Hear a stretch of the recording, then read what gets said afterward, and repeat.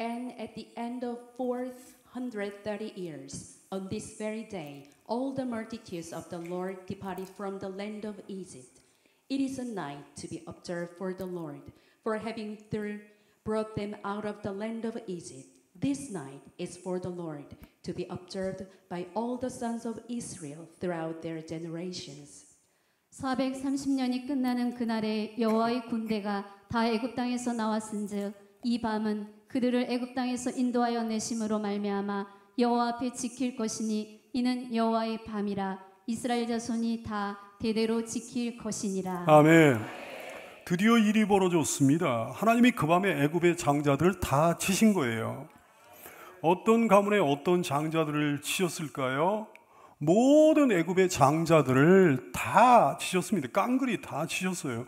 위로는 바로의 장자로부터 바로는 애굽의 왕을 얘기하는 거예요. 애굽의 왕 파라오. 애굽의 왕 파라오의 장자로부터 가장 비천한 자의 장자까지 다 치신 거예요. 가축에 처음 난 것도 다 치셨습니다. 출애굽기 12장 29절 말씀, 밤중에 여호와께서 애굽 땅에서 모든 처음 난 것 곧 왕위에 앉은 파라오의 장자로부터 옥에 친 사람의 장자까지와 가축에 처음 난 것을 다 치셨다 그랬어요. 당시에 애굽의 바라오는 아메노텝 2세입니다. 아메노텝 2세의 장자 곧 황태자가 그날 밤에 목숨을 잃은 거예요. 그러므로 나중에 아메노텝 2세의 뒤를 이어가지고 왕위에 오른 애굽의 왕은 아메노텝 2세의 장자가 아니었습니다. 어디 황태자일 뿐입니까? 지위나 계급에 완전히 관계가 없는 거예요. 상관없는 거예요. 모든 사람들의 장자가 다 죽임을 당한 거예요. 어떤 사람은 하나님의 구원을 왜곡합니다. 하나님이 가난한 자의 하나님이고 헐벗고 굶주린 자의 하나님이고 억압받고 착취당하는 자의 하나님이라고 이렇게 거짓 주장을 하는 거예요. 그들만의 하나님이라고요. 천만의 말씀. 가난하고 헐벗고 굶주리고 억압받는다고 해서 구원받는 거 아니에요. 레위기 19장 15절 말씀은 이렇게 말씀합니다. 너희는 재판할 때 불의를 행하지 말라. 불의란 어떤 것이 불인가? 세력 있는 자라고 두둔하는 것이 불이고 가난한 자라고 해서 편드는 게 불이에요. 너희는 재판할 때 불의를 행하지 말며 가난한 자라고 해서 편들지 말고 세력 있는 자라고 해서 두둔하지 말고 오직 공의로 사람을 재판하라 그러셨습니다. 이것이 하나님의 뜻이라는 사실을 여러분 깨달아 알게 되기 바라요. 오늘 하나님께 심판당하는 사람들 보세요. 바로의 장자도 심판을 받았습니다. 근데 옥에 갇힌 사람의 장자도 심판을 받았습니다. 옥에 갇힌 사람이란 어떤 사람 얘기하는 거예요? 당시 사회에서 가장 비천한 처지에 놓여있던 사람을 얘기하는 거죠. 11장 5절에 보면 맷돌 뒤에 있는 몸종의 장자라고 하셨습니다. 맷돌 뒤에 있는 몸종의 장자, 당시에 인간 이하의 취급을 받으면서 힘겨운 강제 노동에 종사하고 있던 사람들이요. 근데 그들도 하나님의 심판을 당하는 거예요. 옥에 갇힌 사람들도 하나님의 심판을 당하는 거예요. 바로의 황태자와 함께 심판을 받는 거죠. 사랑하는 여러분, 가난해도 하나님께 심판받을 수 있습니다. 반대로 부자여도 구원받을 수 있는 거죠. 구원과 심판은 그런 거로 좌우되는 게 아니에요. 그 사람의 마음이 가난한가 부유한가 여기에 따라 좌우됩니다. 물론 권세가 있고 돈이 많고 그러면 그 사람의 마음이 부유해질 확률이 상대적으로 높아지는 건 사실이죠. 그 사람이 권세가 없고 지위가 낮고 신분이 낮고 돈이 없고 그러면 그 사람의 마음이 가난해질 확률이 상대적으로 높은 건 사실이지. 근데 어찌됐든 마음이 가난해야 되는 거예요. 마음이 부유하면 안 되는 거야. 이사야 66장 2절 말씀 다 여호와가 말하노라. 내 손이 이 모든 것을 쥐었으므로 그들이 생겨느니라. 물은 마음이 가난하고 심령에 통해하며 내 말을 듣고 떠는 그 사람은 내가 돌볼 거다 말씀하셨습니다. 마태복음 5장 3절 말씀, 심령이 가난한 자는 돈이 없어 가난한 자가 복이 있다는 게 아니에요. 심령이 가난한 자는 복이 있나니 천국이 그들의 것임이라 말씀하셨습니다. 심령이 가난한가 부유한가 이게 문제예요. 심령이 겸손해서 하나님 말씀을 믿고 따르고 순종했는가, 심령이 교만해서 하나님 말씀을 믿지 못하고 따르지 않고 불순종했는가 이게 문제라요. 이제 심령이 가난해서 어린 양의 피로 인침을 받았나, 심령이 부유해서 어린 양의 피로 인침을 못 받았나 이게 문제라요. 이제 여기에 따라 구원이 좌우되는 거예요. 그러므로 복된 성도 여러분이요, 만약에 할 수만 있으면 주님을 잘 섬기는 부자가 되는 복을 누리게 되기를 축복합니다. 심판받는 부자는 절대로 되면 안 되는 거예요. 근데 제일 안 좋은 케이스가 뭐예요? 심판받아 지옥에 떨어지는 거지가 제일 안 좋은 케이스예요. 이것만큼은 절대 되면 안 되는 거지. 하여튼 구원을 받아야 되는 거예요. 심판받는 부자가 되기보다는 구원 얻는 거지가 돼야 되는 거죠. 이 땅에서 거지로 살더라도 영원히 구원을 받아 천국에 들어가야 되는 거죠. 누가복음 16장 22절 이하의 말씀, 이에 그 거지가 죽어, 그 거지는 예수를 믿은 거죠. 천사들에게 받들려 아브라함의 품에 들어가고 천국에 들어갔다는 거예요. 부자도 죽어, 부자는 예수를 안 믿었어요. 부자도 죽어 장사되며 그가 응부에서 고통중에 눈을 들어 멀리 아브라함과 그의 품에 있는 나사를 보고 불러 이르되 아버지 아브라함이여 나를 긍휼히 여기서 나사를 보내어 그 손가락 끝에 물 한 방울 찍어 내 혀를 서늘하게. 얼마나 괴롭고 얼마나 힘들고 얼마나 갈증이 나면 내가 이 불꽃 가운데서 너무 괴롭습니다. 아브라함이 이르되 예 너는 살았을 때 좋은 것을 받았고 나사로는 고난을 받았으니 이것을 기억하라. 이제는 그는 여기서 위로를 받고 너는 괴로움을 받느니라 말씀은. 그러나 여러분, 구원받는 거지보다는 구원받는 부자가 약간 더 나아요. 영육간의 복을 받아 누린 여러분 되기를 축복합니다. 심지어는 가축까지도 치셨습니다. 왜 가축까지도 치신 걸까요? 하나님의 복과 하나님의 저주의 범위를 선언하신 거예요. 신명기 28장 3절 이하의 말씀, 성읍에서도 복을 받고 들에서도 복을 받을 것이며 내 몸의 자녀와 내 토지의 소산과 내 짐승의 새끼와 소와 양의 새끼가 복을 받을 것이며 네 광주리와 떡반죽 그릇이 복을 받을 것이며 내가 들어와도 복을 받고 나가도 복을 받을 것이니라. 어마어마한 복의 범위에 대해서 말씀하셨습니다. 어떤 사람은 자신과 자신에게 속한 모든 것이 다 함께 저주를 받아요. 하지만 여러분과 여러분에게 속한 모든 것이 함께 복을 누리게 되기를 축복합니다.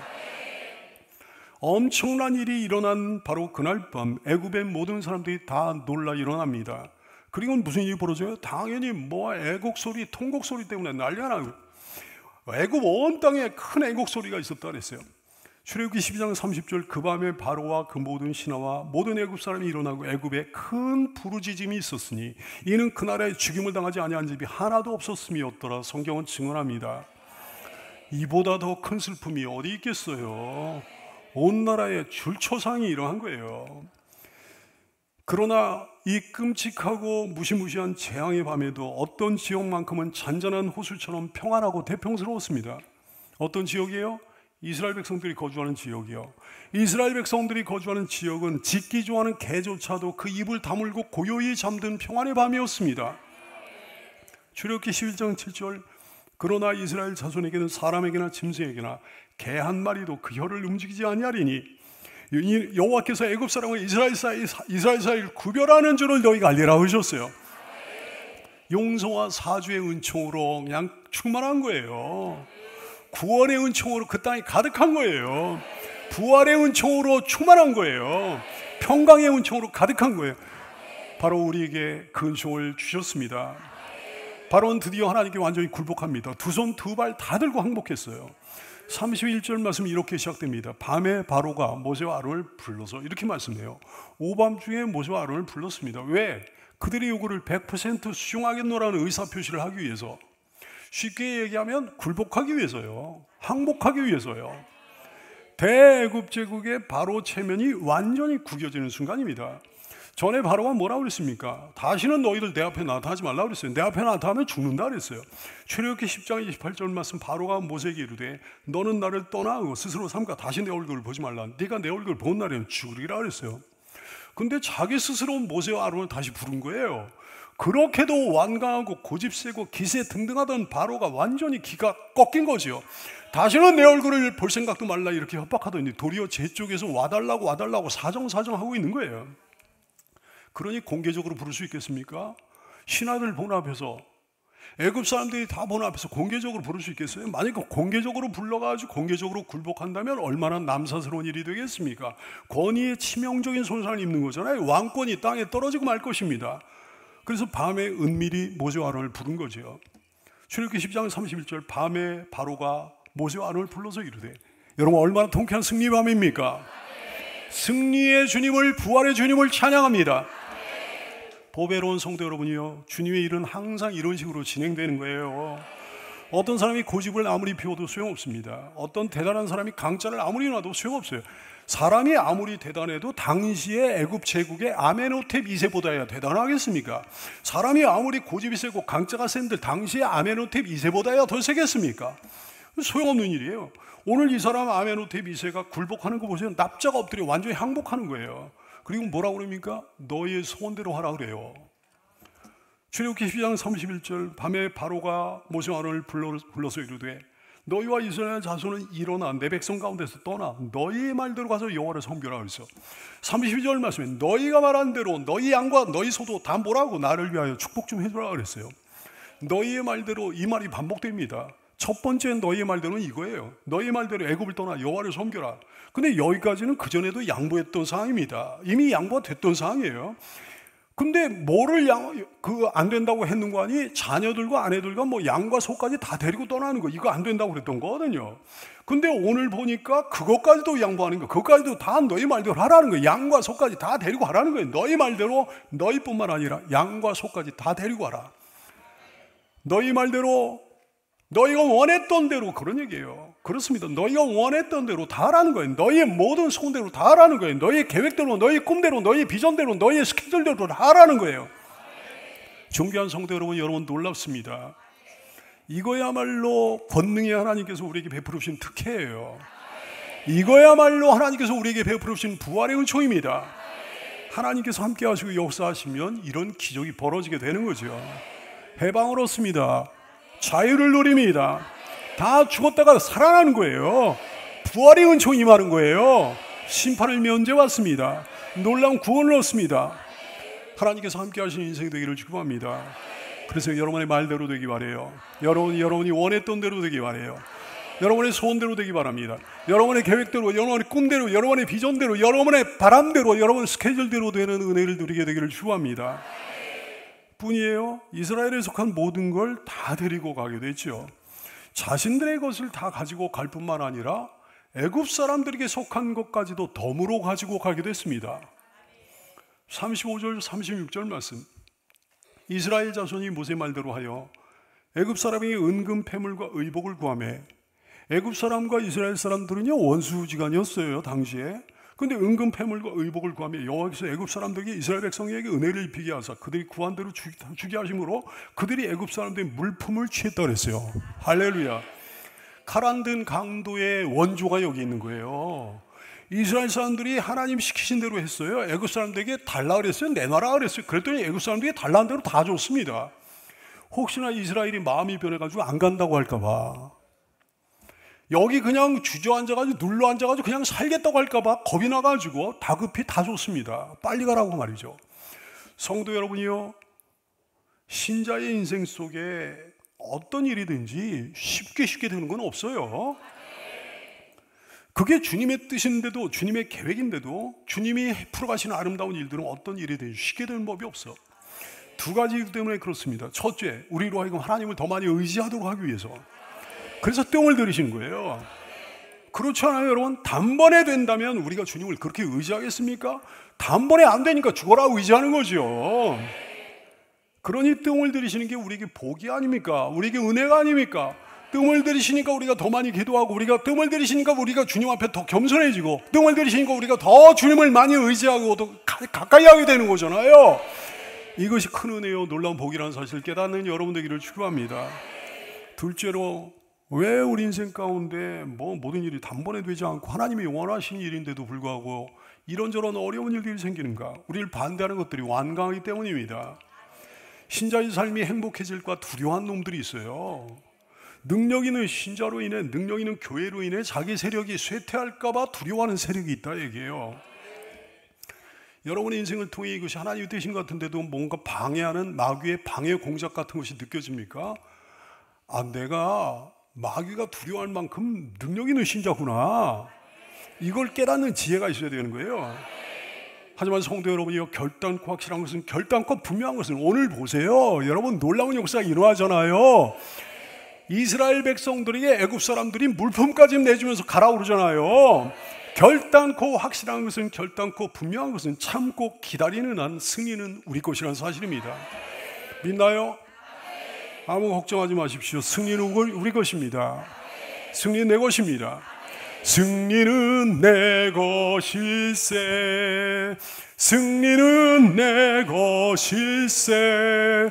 구세주의 보혈로서 승리는 내 것일세. 내 것일세. 승리만은 구세주의 보혈로서 항상 이기네.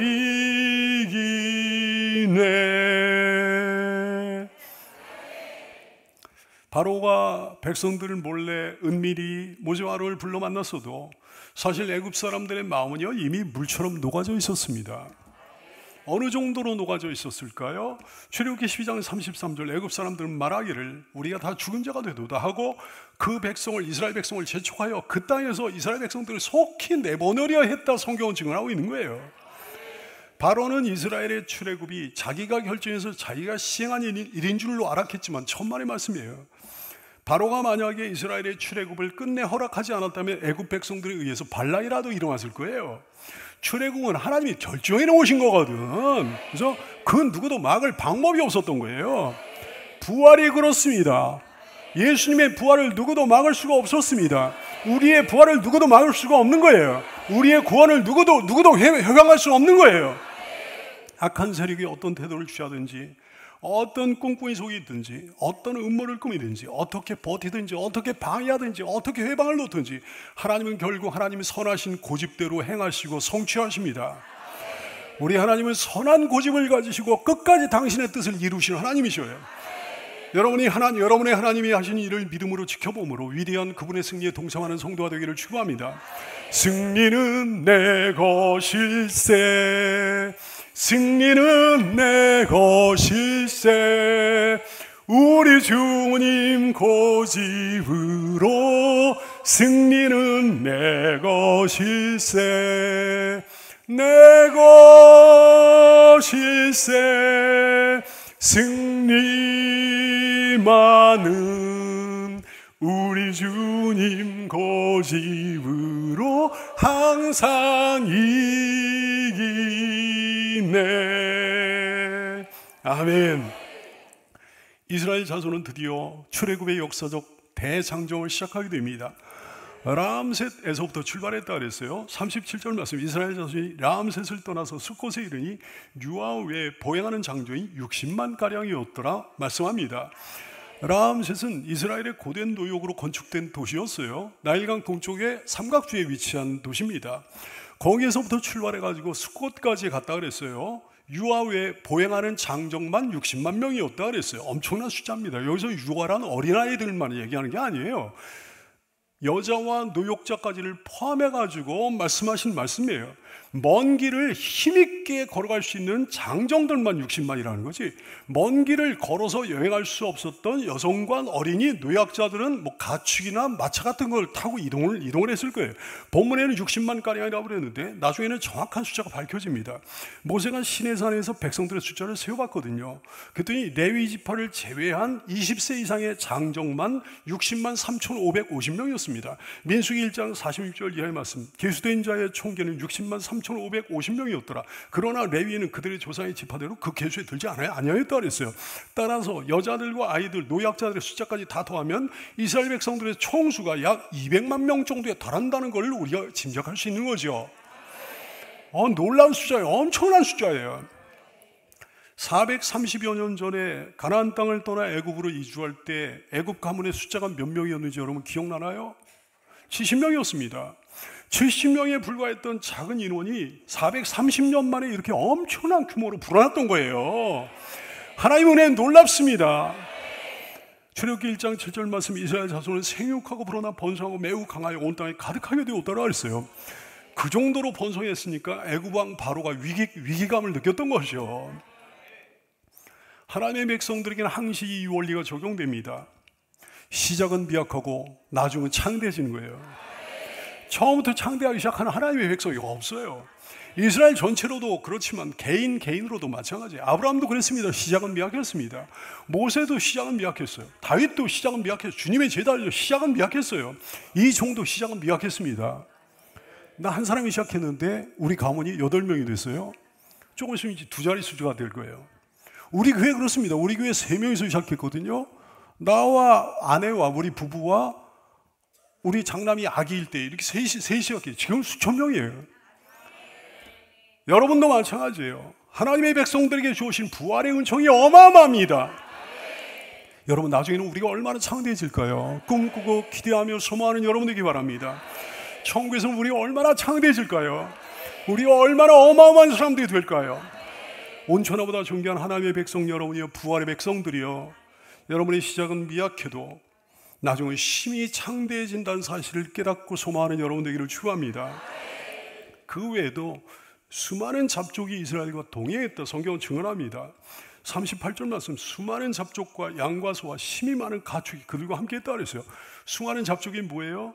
이스라엘 민족들과 섞여 살던 이방 사람들 얘기하는 거예요.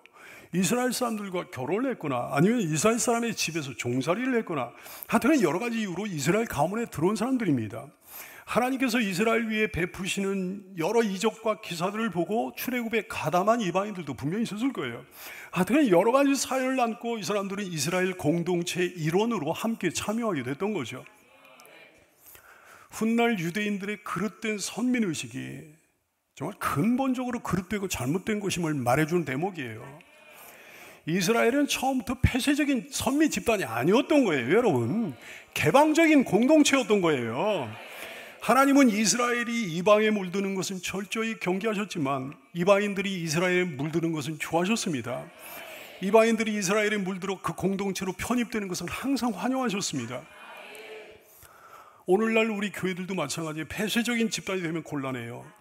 세속에 물드는 것은 우리가 철저히 경계해야 마땅하지만 세상 사람들에게 관심을 갖고 저분들을 끌어들이는 일은 정말 열심을 내야 되는 거예요. 보배로운 교우 여러분이요, 여러분 가운데 혹시 폐쇄적인 신앙생활 해온 분 여기 없겠죠? 그러면 안 돼요.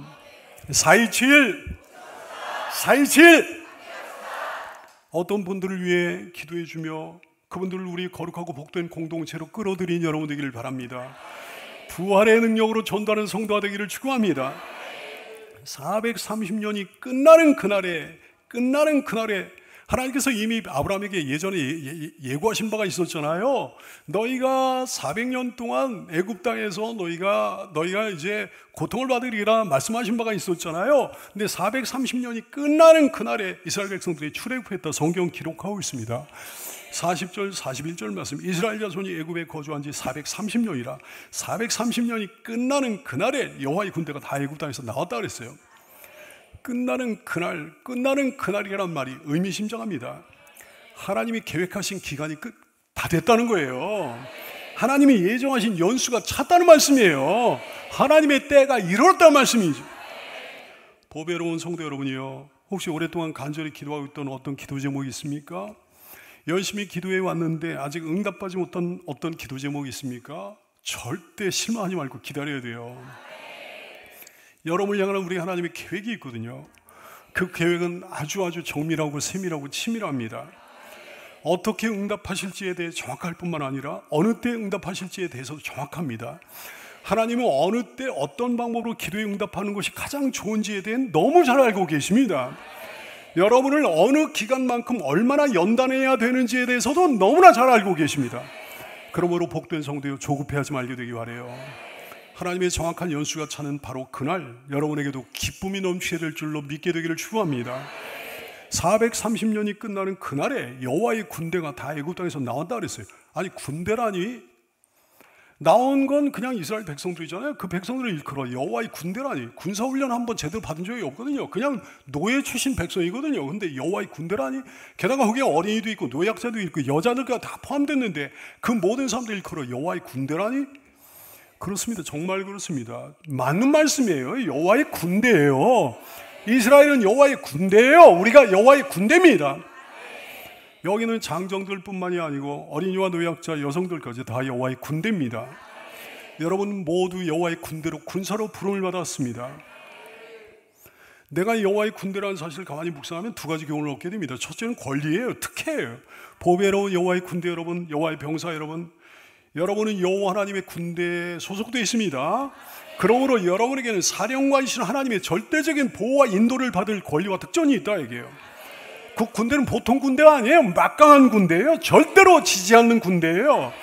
위대한 군대에 소속된 병사들답게 힘을 내고 용기를 내는 여러분 되기를 바랍니다. 근데 두 번째는 의무예요.